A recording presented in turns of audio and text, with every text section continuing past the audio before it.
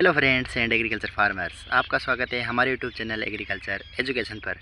और आज हम बात करेंगे मरगोजा के बारे में, जिसे रूखड़ी या ओरोबंकी के नाम से जाना जाता है।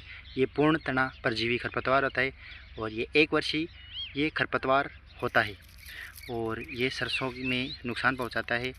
और इसके ये एक बार में 1 से 2 लाख बीज बनाता है और इतने महीन बीज होते हैं कि इसे नग्न आँखों से नहीं देखा जा सकता है। इसको देखने के लिए माइक्रोस्कोप का उपयोग करना पड़ता है।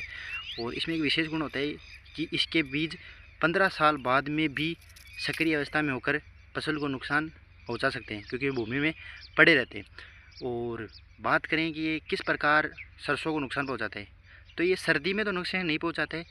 यदि सर्दी वो जब हमारी नवंबर दिसंबर में यदि सर्दी नहीं पड़ी और गर्मी पड़ने लग गई तो ये सक्रिय अवस्था में आ जाता है, क्योंकि सरसों बुआई के 7 दिन बाद में ये उगना स्टार्ट हो जाता है। क्योंकि जब सरसों की बुआई के 7 दिन हो जाते हैं तो सरसों एक मतलब केमिकल रिलीज करती है, जिसके कारण भूमि में पड़े इसके बीज होते हैं ना, वो सक्रिय अवस्था में आ जाते हैं और ये उत्तेजित हो जाता है और उगने लग जाता है। और कम से कम 45 से 60 दिन तक तो ये ज़मीन में ही रहता है, अंदर ही ग्रोथ करता है और इसकी नसें सरसों की जड़ों से पोषण लेती रहती है और ग्रोथ करती रहती है। और फिर लास्ट में 8 से 10 दिन के लिए बाहर आता है, फूल खिलाता है और लास्ट में इस प्रकार बीज बनने के लिए तैयार हो जाता है। और बात करें अब इसको आप बचाव कैसे करोगे, तो वही है कि गहरी जुताई करो गर्मियों के अंदर। और इसकी कोई भी ऐसी वैरायटी नहीं बनी है आज तक कि जो मरगोजा को कंट्रोल कर सके। तो आपको निराई गुड़ाई पर ध्यान देना चाहिए मेन चीज़ तो। और फसल चक्र अपना सकते हो आप। मोस्टली बात करें इसमें कौन से केमिकल यूज़ में आ रहा है अभी, तो ग्लाइकोफोर्सेट काम में आ रहा है मेन केमिकल तो। और बाज़ार में राउंडअप या ग्लाइसल के नाम में यूज़ में आता है। तो आप 25 ग्राम 1 एकड़ के लिए बेस्ट होता है 30 दिन की जब आपकी क्रॉप हो जाती है। और जब 50 से 55 दिन की हो जाए तो 50 ml 1 एकड़ के लिए बेस्ट होता है ग्लाइकोफोर्सेट।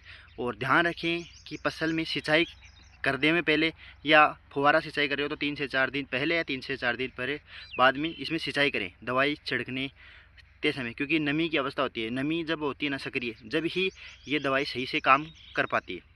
धन्यवाद। अभी तो क्रॉप को हार्वेस्ट कर लिया गया है और ये मतलब इसके कारण है ना फसल बिल्कुल ऐसे छोटी सी रह जाती है, वृद्धि नहीं कर पाती है। और आपको दिखाने की कोशिश करूं तो आप यहाँ पर देख रहे हो, मतलब अब इसके अंदर फली बनना स्टार्ट हुई है। बिल्कुल देखो माइक्रोब्स फलियाँ इसके अंदर बन रही हैं। मतलब इसकी अब इसका जब मरगोजे का असर कम हुआ है ना, जब ये वृद्धि करना स्टार्ट हुई है और अब गर्मी पड़ने लगी तो क्रॉप का टाइम निकल चुका है, तो फसल अच्छे से वृद्धि नहीं कर पाती है। बस, धन्यवाद।